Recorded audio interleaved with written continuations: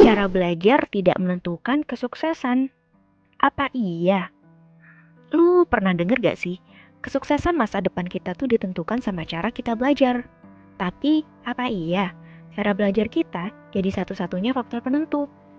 Daripada kepo, yuk kita bahas berbagai aspek yang sebenarnya yang lebih berpengaruh ke kesuksesan masa depan kita.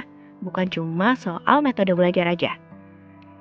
Pertama, kita ngomongin soal keterampilan hidup nih.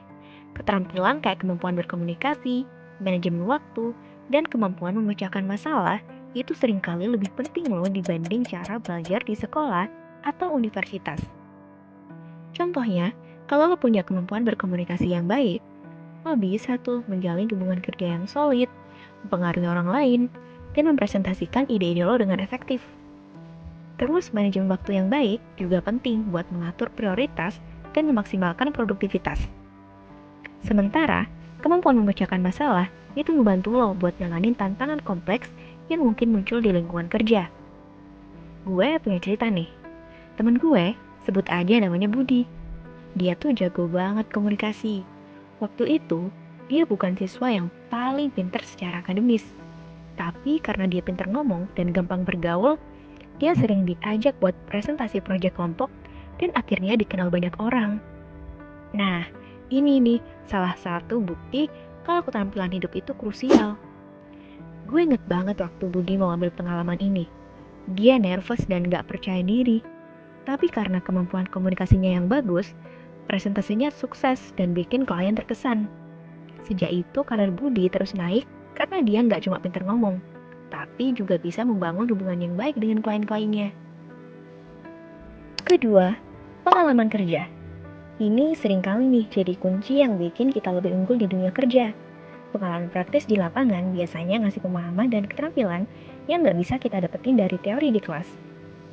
Bayangin deh, lo magang di perusahaan teknologi besar nih. Begitu lulus, lo nggak cuma bawa ijazah men, tapi juga pengalaman berharga. Ini bikin lo lebih siap dan percaya diri saat masuk dunia kerja. Teman-teman yang cuma fokus belajar teori aja, mungkin masih nyari-nyari kesempatan. Sementara lo, udah satu langkah di depan mereka. Karena apa? Ya karena lo punya pengalaman kerja.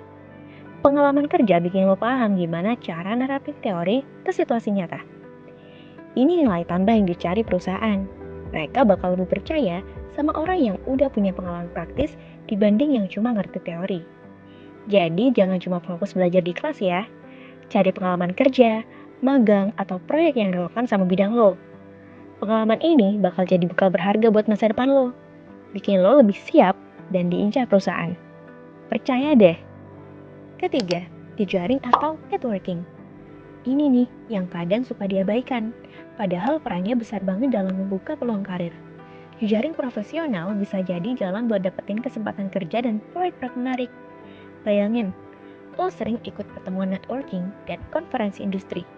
Dari situ, lo bisa kenalan sama banyak orang penting yang bisa ngasih lo kesempatan baru yang gak pernah lo bayangin sebelumnya. Mungkin lo kenalan sama seseorang yang punya proyek keren atau bahkan tawaran kerja langsung. Jejaring itu bukan cuma soal kenal banyak orang, tapi juga soal membangun hubungan yang baik. Ini bisa membantu lo di masa depan. Misalnya nih, ada posisi kosong di suatu perusahaan. Dan karena lo punya kenalan di situ, lo jadi orang pertama yang mereka pikirin buat ngisi posisi itu. Jadi jangan malas buat networking, ikut acara-acara, gabung komunitas, dan jangan ragu buat memperluas jejaring lo. Hubungan yang lo bangun sekarang bisa jadi investasi berharga buat masa depan karir lo.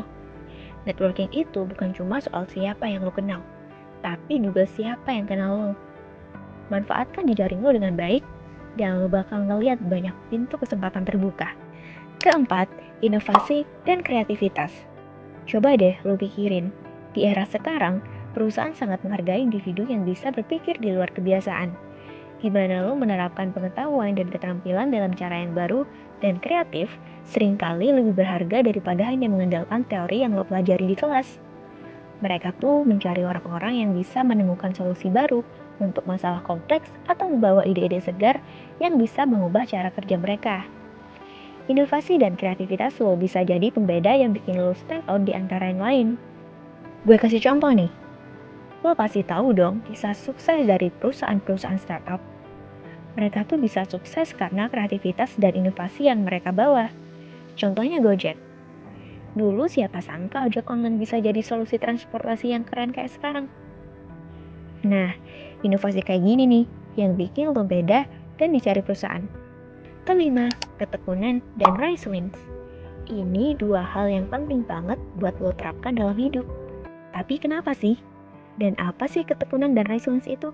Pernah nggak sih lo ngalamin gagal terus ngerasa patah semangat? Males nyoba lagi?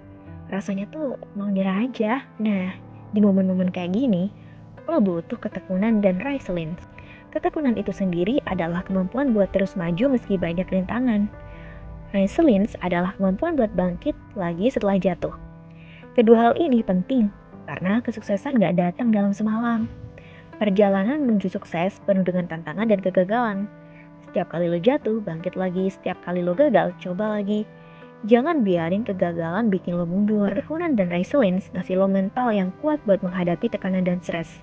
Dunia kerja itu penuh dengan tekanan, dan kemampuan untuk tetap tenang dan fokus itu sangat berharga. Jangan takut gagal. Jadikan setiap kegagalan batu loncatan buat mencapai kesuksesan. Terus berusaha, terus belajar, dan terus bangkit. Dengan ketekunan dan resilience, lo bakal punya mental yang kuat, hati yang tangguh, dan semangat yang gak mudah patah. Ini kunci buat mencapai impian lo. Jadi tetaplah tekun dan resilient. Lo pasti bisa mencapai apa yang lo impikan. Selain cerita-cerita tadi, ada banyak contoh nyata lain yang nunjukin pentingnya faktor-faktor ini. Misalnya, Steve Jobs yang terkenal bukan cuma karena dia pintar teknologi, tapi juga karena kreativitas dan inovasinya yang luar biasa. Atau J.K. Rowling yang ketekunannya bikin dia berhasil jadi penulis terkenal meskipun awalnya ditolak berkali-kali oleh penerbit. Bahkan Elon Musk yang sukses besar dengan SpaceX dan Tesla bukan cuma karena pengetahuan teknisnya, tapi juga karena visinya yang inovatif dan ketekunannya menghadapi berbagai tantangan. Di sini, gue nggak bilang cara belajar itu nggak penting ya guys. Cuma kesuksesan di masa depan itu nggak bisa ditentukan dari itu aja. Keterampilan hidup, pengalaman kerja, jejaring sosial, inovasi, dan ketekunan semuanya berkontribusi dalam membangun karir yang sukses. Oleh karena itu, penting buat melihat pendidikan sebagai bagian dari perjalanan yang lebih besar menuju pengembangan diri secara holistik. Teruslah belajar, teruslah berkembang, dan manfaatkan semua sumber daya yang tersedia buat mencapai impian karir kalian. Teruslah berjuang, gapai masa depan.